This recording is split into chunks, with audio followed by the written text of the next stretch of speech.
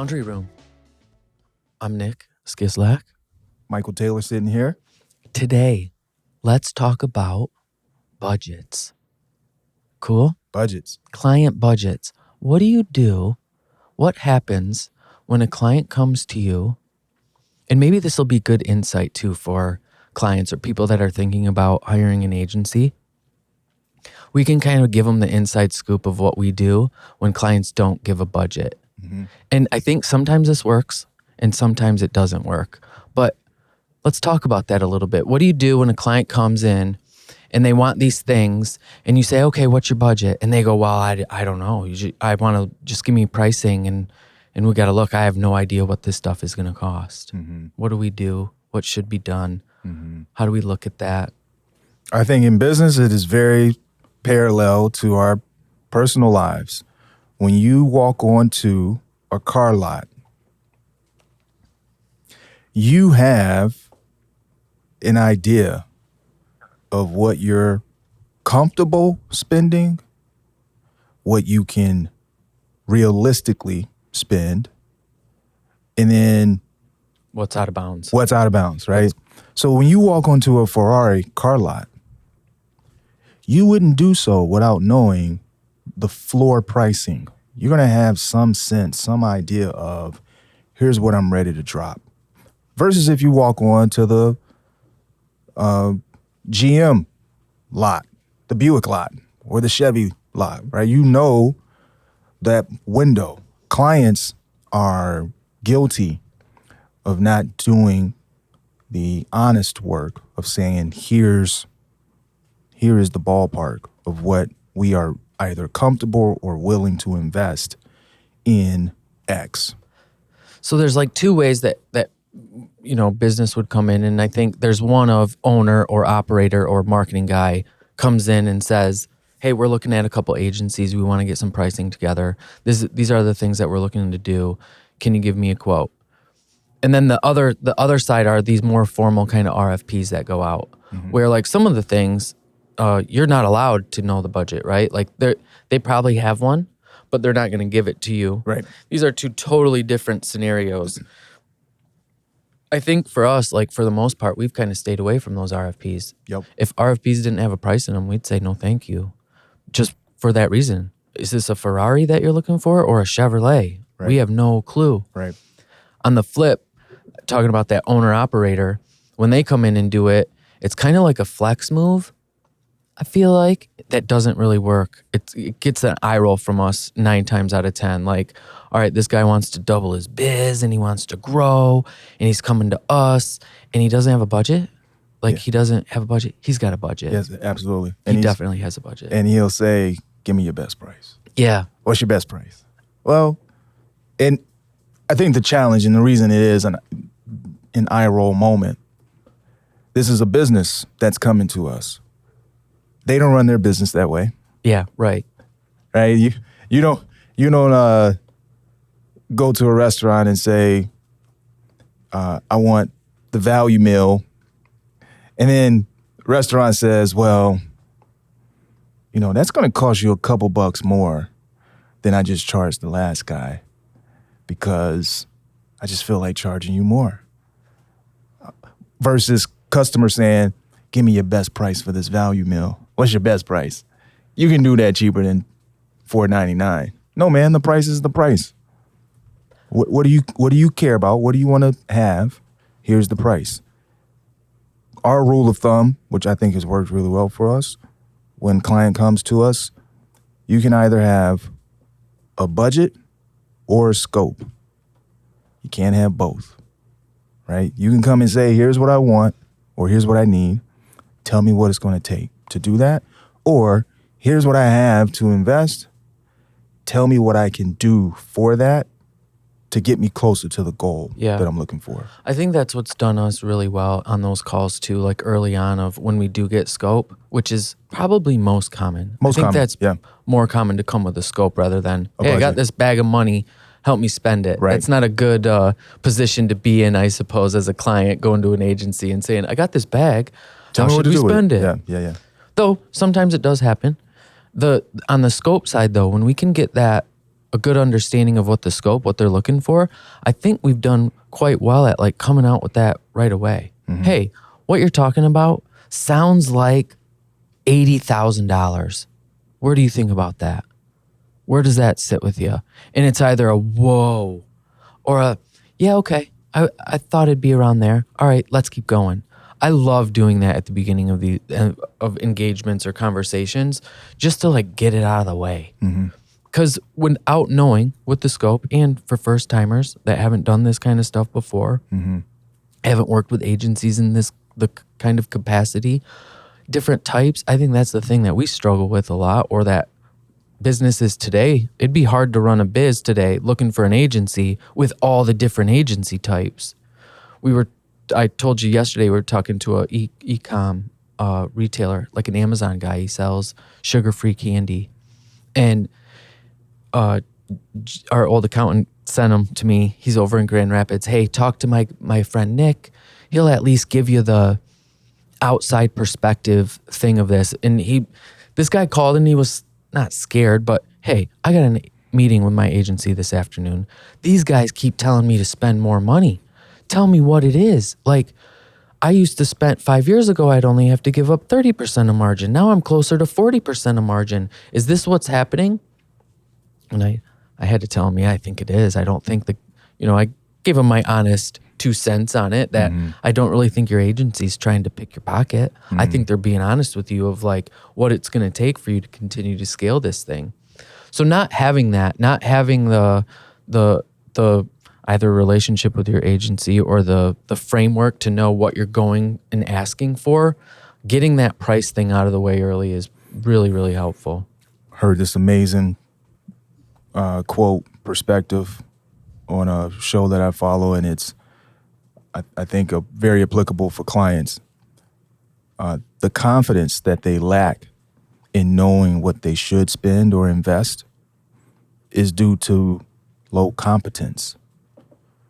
They don't have the confidence to share budget with agency because they don't always have the competence in what it is that needs to happen with that investment. And so the good news for agencies or firms is you can help the client in that endeavor because you start probing and asking questions about what is it you're looking to get. This is my favorite. What is success? Yeah. What is success? My favorite jab to give to would-be clients is anytime someone comes to us and says, I need some of that SEO thingy. You guys do that SEO stuff? I need some of that. It's a tell. Because really what they're asking for is, I know I need to do something to get more squeeze out of my digital property, my web property, or my activity on the web. Help me do that. That's what they're really asking for. And they're pulling on jargon or vocabulary words they've heard rather than having the confidence to really understand the goal or success they're looking for. What's the outcome you're looking for? What is the outcome you're looking for? And what are you willing to invest to get that? Yeah. I think we did this work. So I'm pulling up a slide here. According to the U.S. Small Business Administration, they recommend that companies spend and this is small business, so not big, 7 to 8% of gross rev.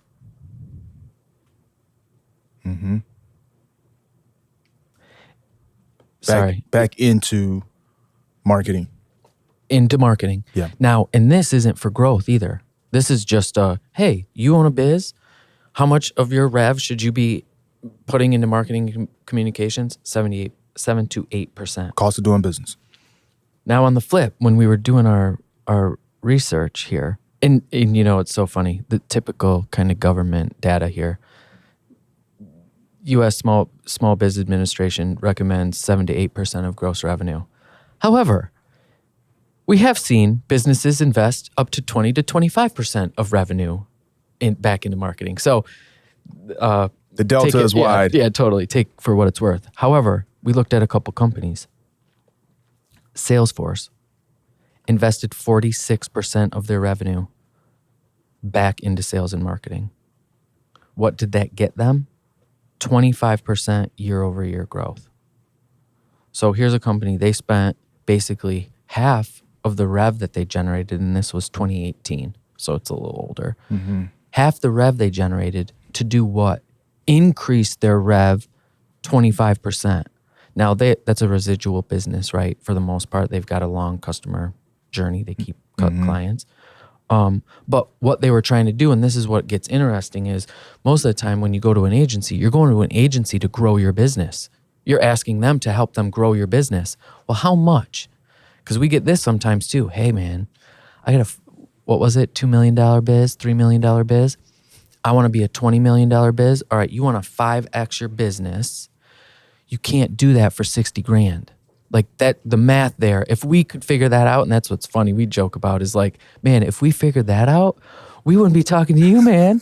We'd be doing this on our own. If we could turn $1 into $6? 15, yeah, $15 or $6, oh my gosh. Yeah, we wouldn't be messing with any of you guys. No.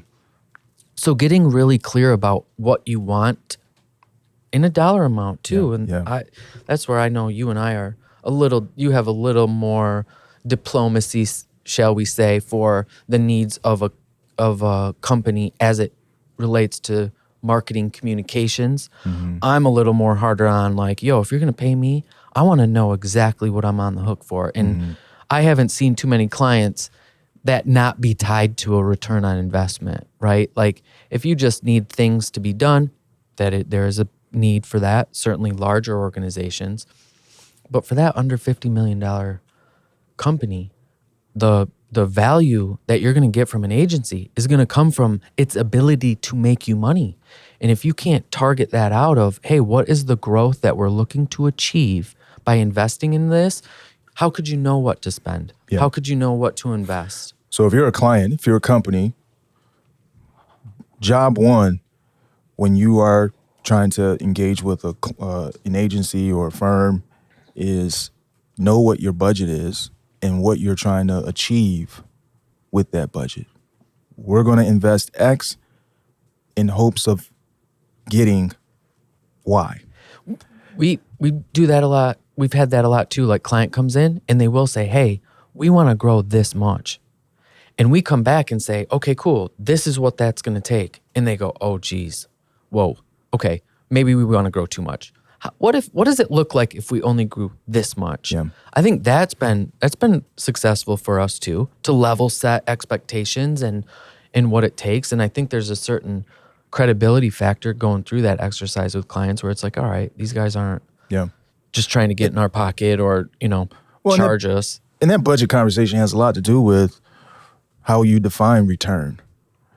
And I like the way you phrase our differences when we talk to clients, because on one hand, there is I'm a business. I know there's a cost of doing business where I need my flag waving out in the marketplace. And I need to invest to have energy put into that. Make me look good. Make me feel good about that flag that's being waved. That's very different than I need to see 15-cent return on that dollar that I'm going to give you. That's a very different ask. And so for a client to know that here's what I'm hoping to get from this investment, that if you're a client, that helps you drill down to what that amount should be, what that investment should look like.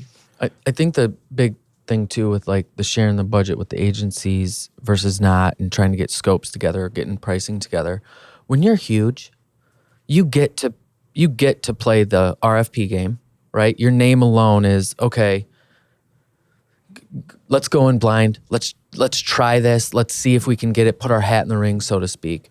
When you're under 50 million, you're not in that position to be able to kind of pull your weight around that way. So the more work that you can do up front to better understand what you're looking to get out of it, you'll save yourself a ton of time. You'll save yourself a ton of money or making a bad decision or getting RFPs in or quotes in that you don't need. This is what we talk about a lot too. Be tough to be a biz today, looking for where to go and how to grow.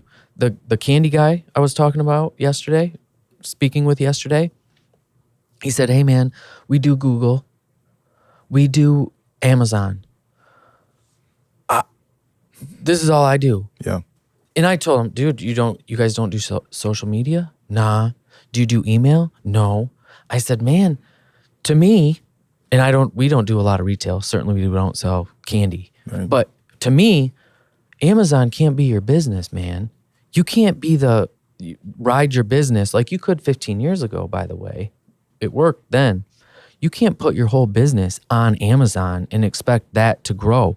Let that be your entry point. Let that be the start of the relationship you have with the people that buy your product to pull them into your network. You got to pull these guys in where the next 5 times they buy, don't reorder off Amazon. Right. Buy that off of your website with your promo code and ship it out direct, which he wants to do. But they're addicted to the short term. This guy was doing $15K a day in candy and building this machine. And at the end of the month, he's going,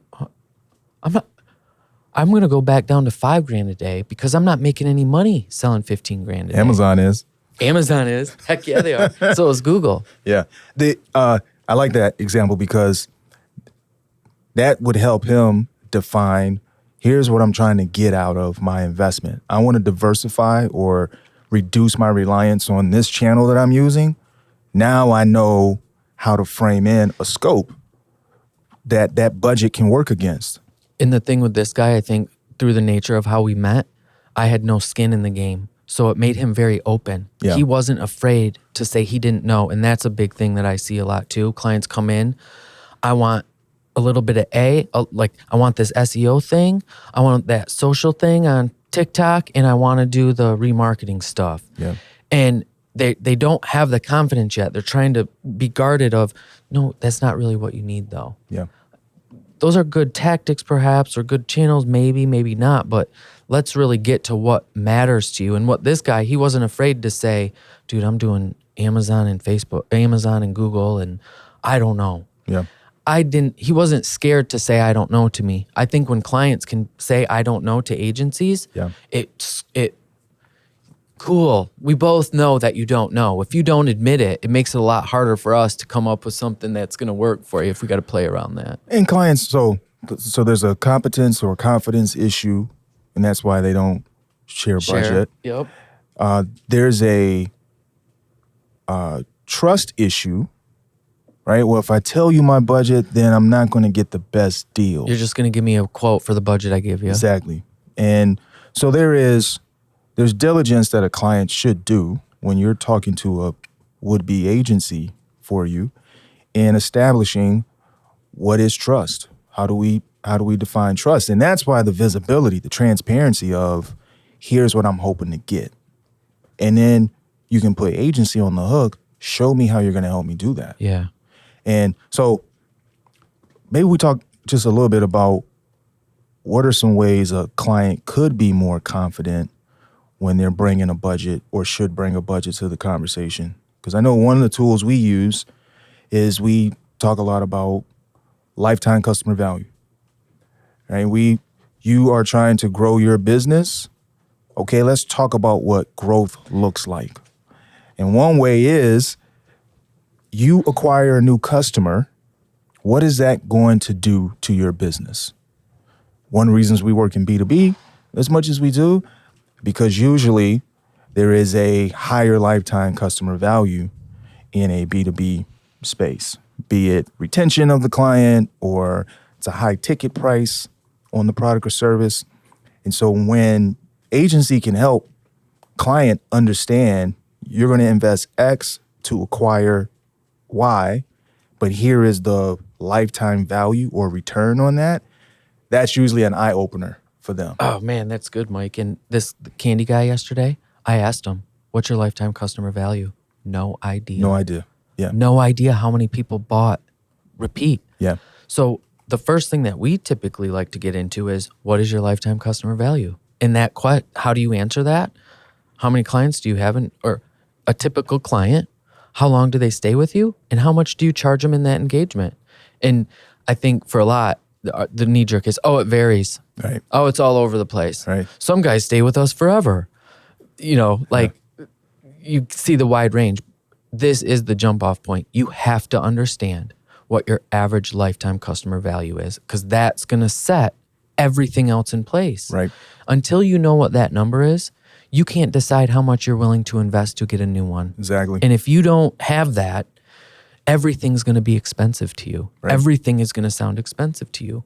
When we worked with the HR company a while back and we dug, hey, I think I'm paraphrasing, I can't remember, 15, 20 grand a year was the average annual billings that they gave. And it was, we keep clients forever. Like our clients are with us forever, at least 5 years, because they just don't leave. We're so great. Okay, cool. So 20 grand times 5, your average customer is 100 grand. Whoa.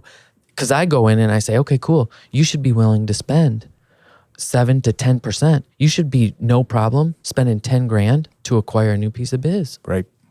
Why not? Why not?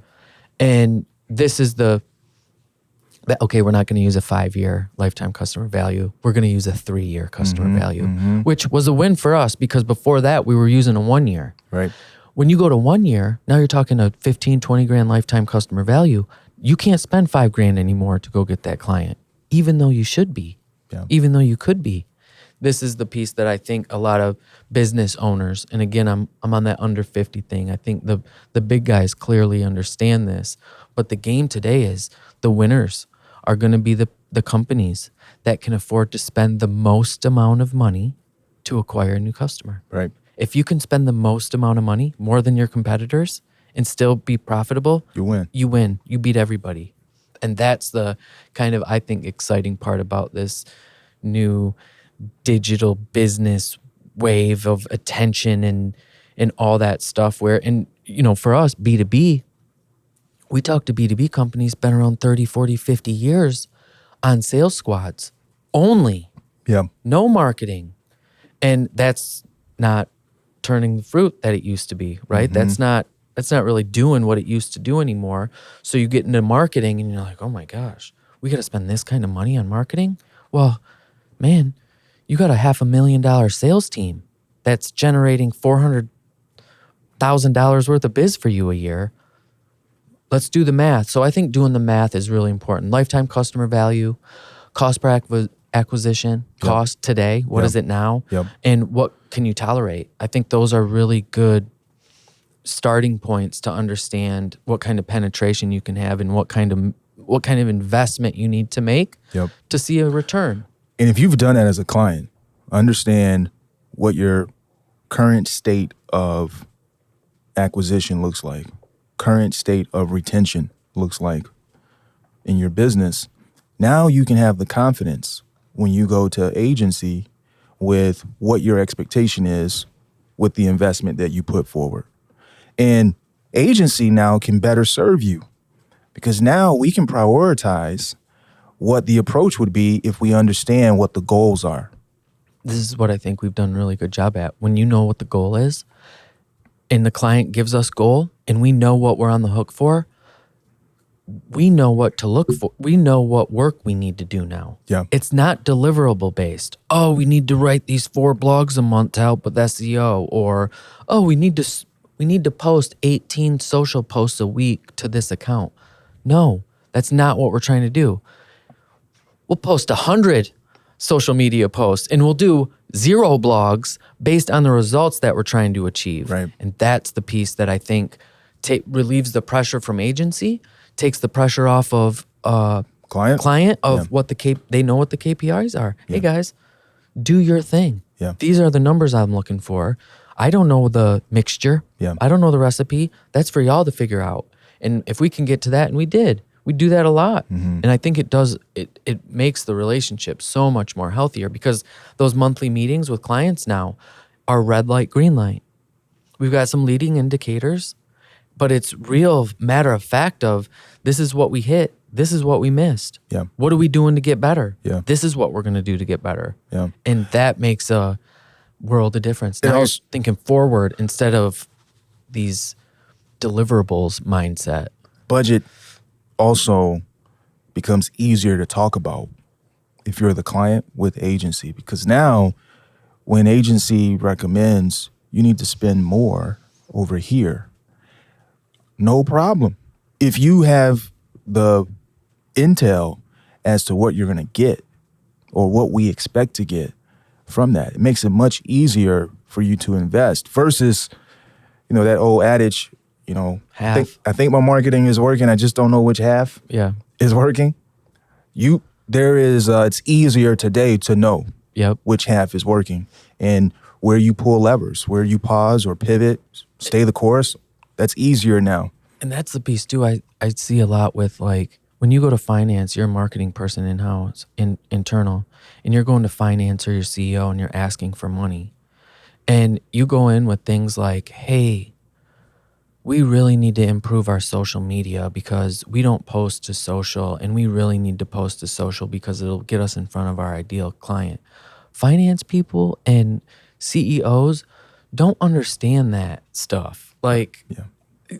that's intangible. When you can go in as a marketer into those finance meetings with numbers, hey guys, we need another 10K because we're going to do this. And we believe that doing this is going to yield this many new opportunities in our pipeline. And with an average lifetime customer value of blah, blah, blah, and our close ratio of blah, blah, blah, I think we're going to grow our business by this at this time.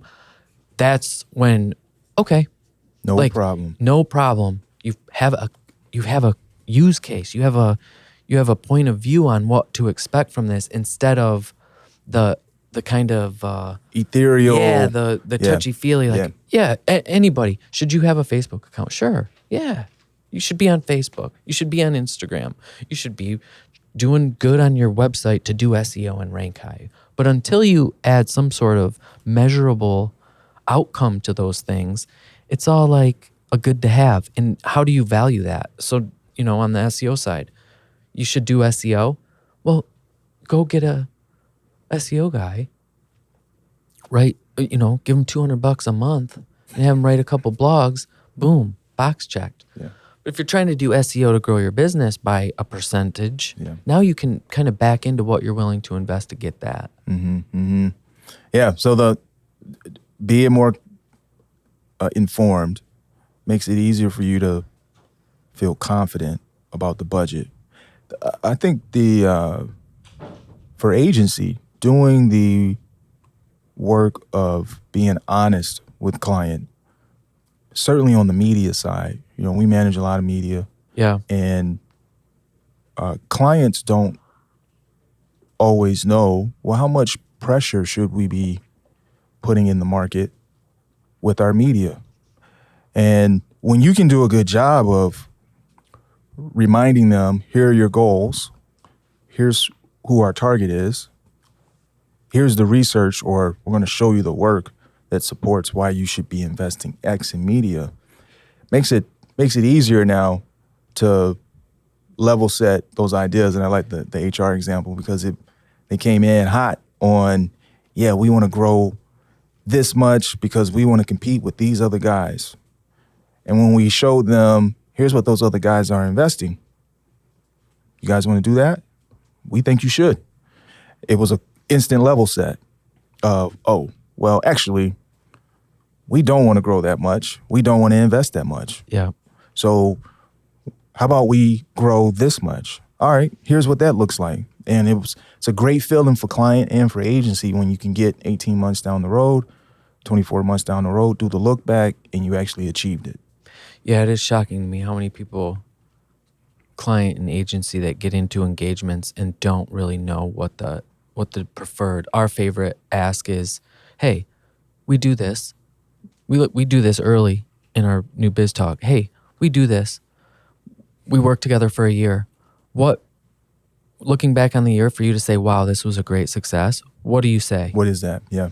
And it's funny how often those answers are different than what they kind of started out to be. Yeah. But it's a great exercise to really get to the core of what we're trying to do and what we're trying to be. I would say for clients you got to go in with your cards on the table. I think you're much better off with all of them. And, are there some shady characters out there that are going to try to take money? Sure. Of course, yeah. But I do think, and That's not most either, by the way.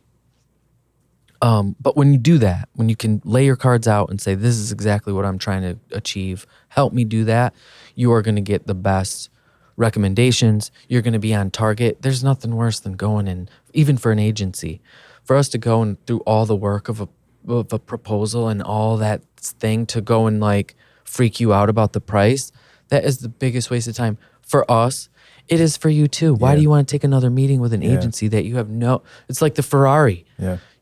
I'm not going to drop. How much are Ferraris, Mike? You know how much they are?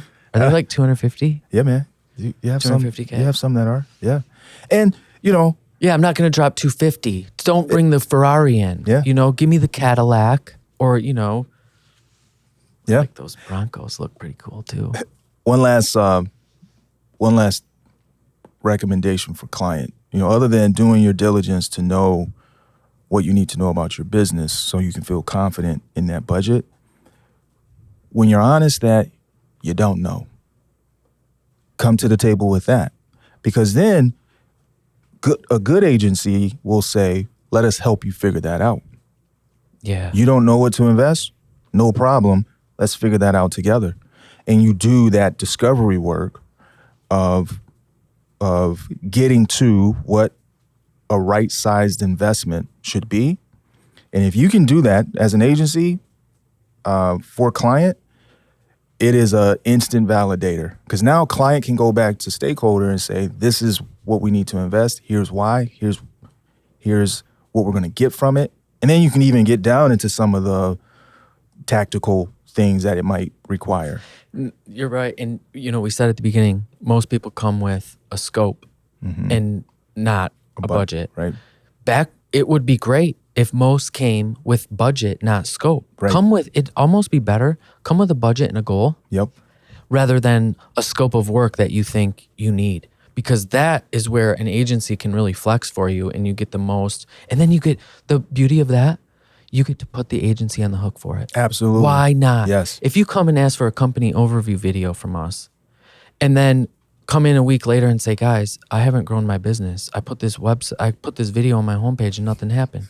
Well, we're going to just come and say, hey, we just built you a beautiful company overview video.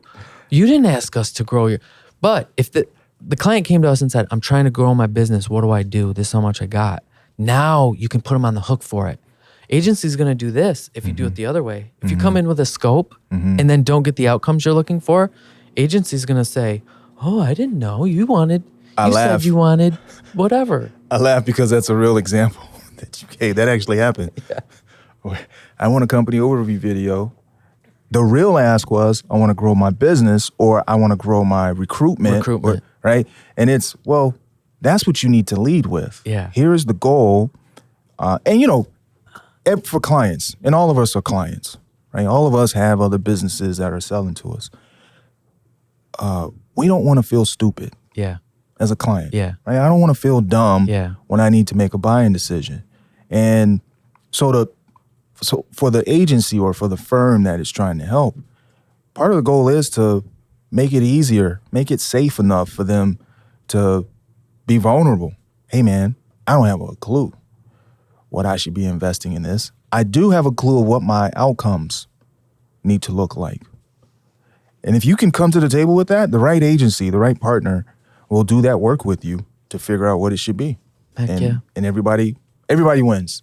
So doing the work on what is our business, what's the state of our business, lifetime customer value, cost per acquisition. Yep.